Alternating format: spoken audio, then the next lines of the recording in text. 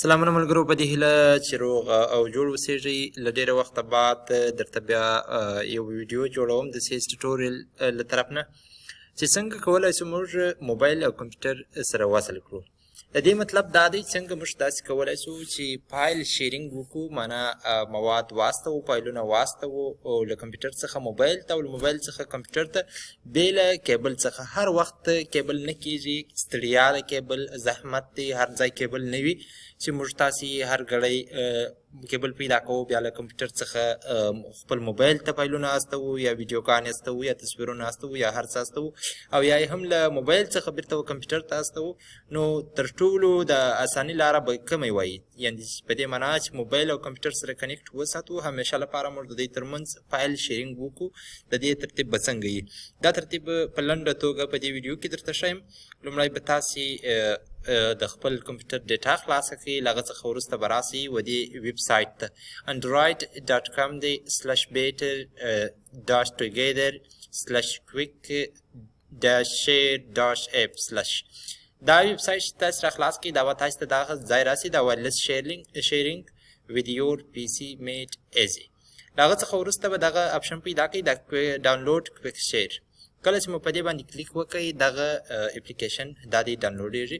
دا انسټالر دی په اصل کې، دا تقریبا 8 MB دی. زما په موبایل کې، زما په کمپیوټر کې په اصل کې ډاونلوډ شوی دی. داسې ډاونلوډ شو، له هغه څخه وروسته بیا راخلاص کړئ. دا دی ما ډاونلوډ کړی دی. زه یې اوس دلته راخلاصوم، تاسو ته ښیم چې له دې وروسته موږ دا څنګه کارولی شو. له هغه څخه وروسته دا دی اوس دا خلاصو بیټر ټوګیدر سټپ دی. په دې باندې ډبل کلیک کوم، دی ما ته وایي چې رن یې کړه. زه ورته وایم چې یس. اوس دا انشلایز کېږي. لومړی زموږ په کمپیوټر کې له هغه څخه وروسته د ډاونلوډ اپشن دلته اوس راځي، یعنې هغه خالص موږ تاسې هغه انسټالر را ډاونلوډ کړئ. اوس هغه انسټالر په طریقه باندې اوس دغه اپلیکیشن چې دی، دا کویک شیر چې دی د کمپیوټر دپاره، دا اوس ډاونلوډ کېږي. کله چې دا ډاونلوډ پوره سو، زه بیرته تاسو ته راګرځم. ملګرو ډاونلوډ کمپلیټ سو، پوره سو، اوس انسټالینګ شروع سو. دا اپلیکیشن د کویک شیر چې دی دا اوس لپاره زموږ په کمپیوټر کې انسټال کېږي. له انسټال څخه وروسته به موږ دا راخلاصوو چې څنګه کار ورباندې کولی سو، له موبایل سره یې څنګه کنیکټ کولی سو او د همیش لپاره څنګه بې انټرنیټ بې هر څه ورڅخه استفاده په اپلاین توګه باندې کولی سو. یعنې دا زموږ دپاره به ډېر اساني انشاءالله په راتلونکي کې. انسټالیشن کمپلیټ سو، دا کلوز کوو، راځم دا هم کلوز کوم، دا ویب سایټ هم ایسته کوم. له هغه څخه وروسته دا کویک شیر دا دی راغی. د اوس لپاره تاسې کمپیوټر او په موبایل کې بلوتوت هم آن کړئ. له بلوتوت څخه وروسته دا اپلیکیشن راخلاصوو. دلته دا دی د ډیوایس نیم دا دی راغلی دی، حفیظ دی، او همدارنګه ریسیو فرام ایوری وان دی.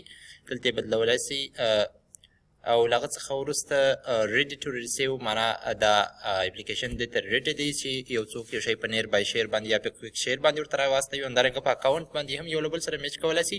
هم هغه د سمسونګ اکاونټ باید دلته خلاص کړئ او هم یې باید هلته په تلیفون کې ولرئ تر څو دوی سره میچ سي او بیا په اسانۍ سره پیدا کړي. اوس زه غواړم چې له دې خوا یو شی واستوم، دا ډراپ فایل ار فولډر ټو سینډ. هغه څخه وروسته په سلیکټ کلیک کوم. دا یو ویډیو انتخابوم د اوس لپاره چې وایستوو. وایي باید دواړه ډیوایسونه یو له بل سره خلاص سي، معنا کوډ یې باید خلاص سي او یو له بل سره نږدې وي. همدارنګه بلوتوت په دواړو کې آن وي. نو په دې جریان کې دا د نیربای شیر ډیوایس کې زما په موبایل کې ما کویک شیر خلاص کړئ او بلوتوت مې خلاص کړئ. دا د زما موبایل پیدا سو، عبدالغفار نوټ شل الټرا. زه مازې په دې باندې کلیک کوم، د کنیکټینګ دی، هلته اکسپټ راځي، په اکسپټ باندې کلیک کوم. تاسې ورته وګورئ دونه په چسپاندي باندې دا ویډیو سینډ شوه زما موبایل ته. همدارنګه له دې خوا څخه هم یو څوک کولی سي زما له موبایل له طرفه. زه اوس غواړم بیرته دا ویډیو هلته در واستوم، تاسې یې ګورئ. اوس زه دا استوم په کویک شیر باندې. دلته زه اوس غواړم زما په موبایل کې دا کمپیوټر ترلاسه کړم. اوس دا دی کمپیوټر زما په موبایل کې سرچ شو. دی ما ته وایي ګوره وایي یو غواړي چې یو ویډیو ستاسو سره شریک کړي، اکسپټ کوئ که ډسلاین کوئ. زه اکسپټ کوم. دا د ویډیو په ډېر ښه توګه باندې را روانه ده. نو دا یعنې د دې اپلیکیشن په ذریعه باندې موږ کولی سو ډیټا شیر کړو د کمپیوټر او د موبایل ترمنځ بې له انټرنیټ څخه او بې له کیبل څخه.